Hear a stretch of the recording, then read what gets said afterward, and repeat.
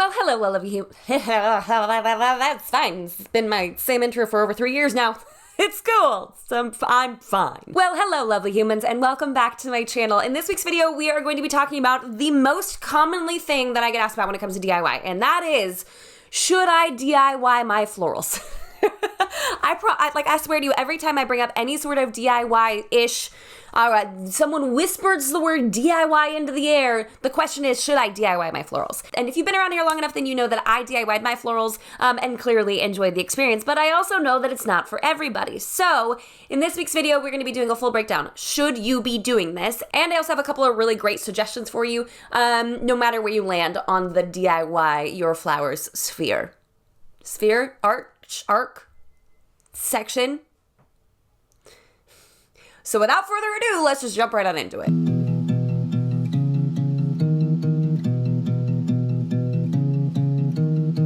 So before we even launch into this, I don't know if I can actually link this up here, but my company developed this whole floral quiz. It literally takes you less than 60 seconds, and we will tell you the resource that you should likely be going with. It literally takes you less than 60 seconds, costs you nothing but your time, and we will help you figure out what resource would be the best for you and your flowers. We take you through a handful of questions like how important are flowers and what's your overall budget, and then we will literally send you the best possible option for you. Because this is a question that I get asked so frequently, that's why we saw a need for this quiz. So if you're interested, just go to jwcoordination.com/floral quiz, or if I can link it here or down below, whatever. That's where it is. So this video is going to be an expanded version of that. But if you want to figure out what path you should take in 60 seconds, go take the quiz.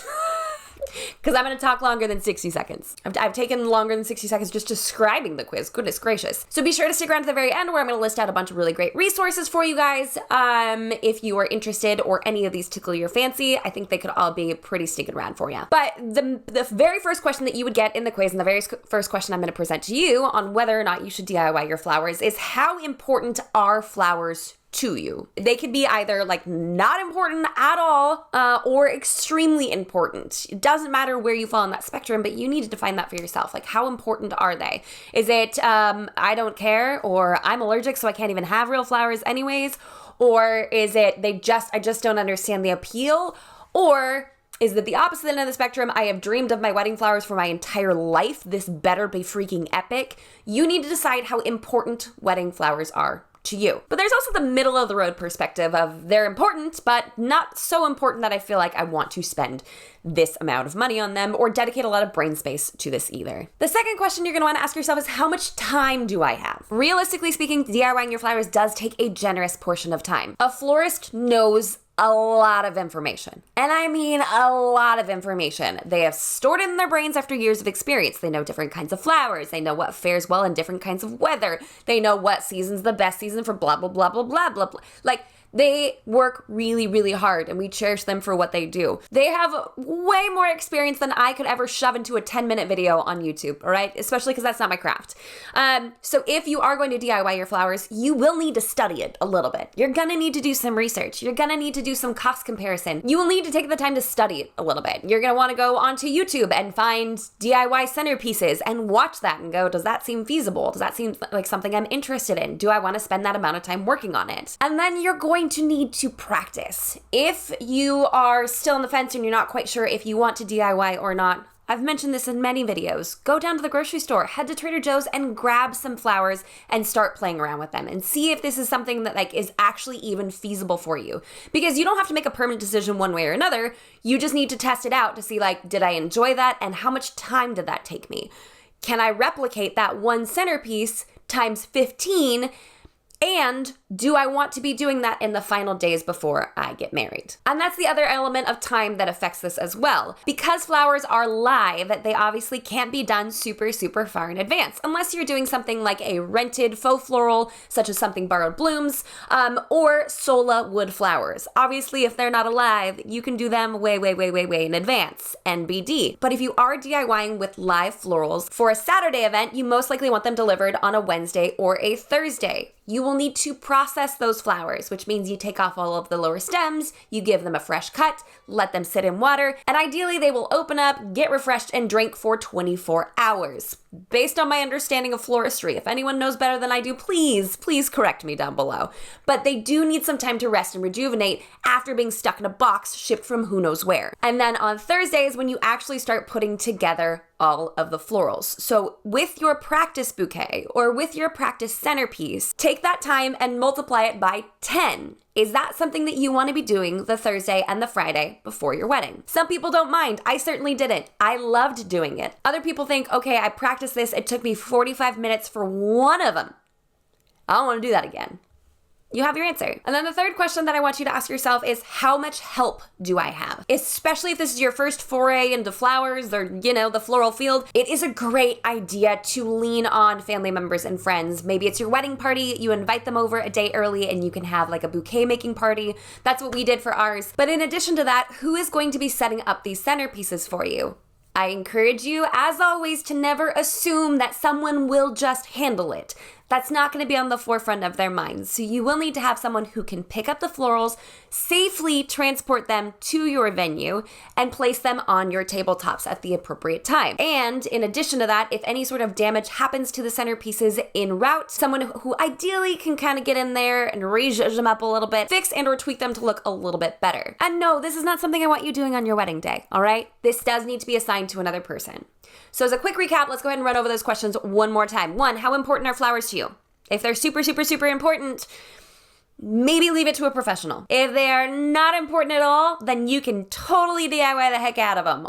Or you can find a source to rent them from, or you can do some pre-made florals instead. 2, how much time do you have? Do you have the capacity or the brain space to research all of this? Do you have the energy and the motivation to keep recreating your centerpiece? Because you might need to do it 4 or 5 times. You really are going to need to practice this. And you want to spend the last few days right before you get married putting together live florals. Again, there is no wrong answer here. We're just trying to assess how important this is to you. And if any of this starts to feel overwhelming, just go take the quiz, okay? Just ignore the rest of this video, go take the quiz, and that'll boil it down to a very simple answer for you right away. And then lastly, how much help do you have? Is there going to be someone who can help you put stuff together? Is there going to be someone who can help you process the flowers? Who's going to deliver it? Who's going to set it up for you? Who's going to fix it if something happens to get crushed or squished or scooted around during transport? So based on all these things, you've probably landed in a certain place along the scale. So I'm going to share with you some of my favorite resources, regardless of where you're at on the spectrum, that I would really encourage you guys to look into. I am going to link them all down below. They will all be affiliate links. It's not going to cost you anything extra, but it does help me make a little extra something out of the deal so I can continue to create free content for you guys on a weekly basis, all right? So if you are going to purchase from them, soups appreciate if you're going to use those links down below, okay? And I've arranged these kind of in order of hands-onness, super hands-on DIY, not super hands-on, but you're doing the ordering, and then you don't do much at all. Okay, so let's say you're going full board DIY, okay? You want to start from scratch, you want to do all of it yourself. My top favorite resources for that would be Solowood Flowers. Heard amazing things about them. I have not had the opportunity to work with them yet, but it lessens the time constraints so you can order them super far in advance and DIY them to your heart's content whenever you feel like it. So it lessens the pressure of having to do it the last few days before your event. That is a non-issue when you're working with faux florals like Solowood Flowers. My next favorite resource would have to be 50 Flowers. You guys, they have consultants there that can help you figure out your floral vision. I know that's something that a lot of people get stuck on. We just did a Q&A yesterday on Instagram stories, and one of the questions was, how do I figure out what my flowers are supposed to be or what they are? 50 Flowers has, what's that? 50 Flowers will actually let you have a conversation with a flower consultant to help you figure all of that out. I'm not quite sure the full terms of that, but be sure to check out their website. So they sell wholesale flowers, but in addition to that, they also help you figure out what you need to order and how much you need to order. And then there's the Books Co. Okay, I feel like I love their name.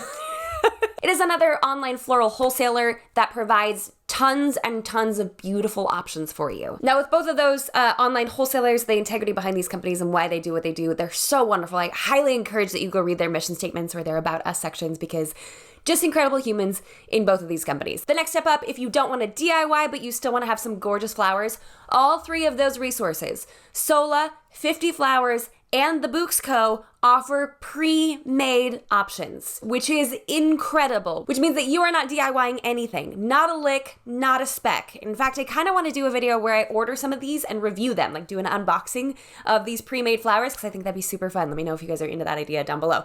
Because then I'll be the guinea pig and you know, I'll test out the system for you. How's that sound? In addition to that, there would be something borrowed blooms. Now this is a faux floral rental service where you can rent them and then send them back afterwards. So that's like the next step up, where you're not exactly working with a florist, but you're not making it yourself. And then of course the section where you're not doing much at all would be hiring a florist professionally to help you out with this.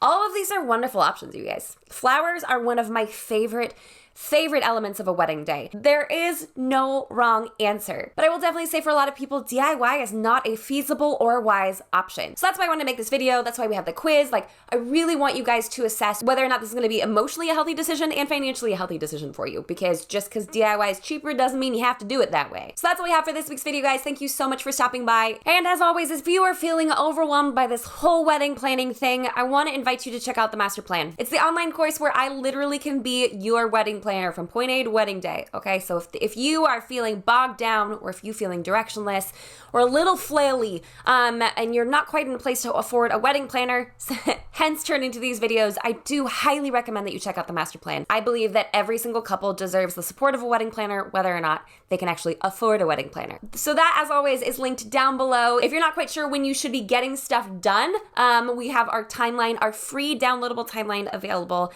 I will link that down there as well, just to kind of help you figure out when you're supposed to be doing stuff, okay?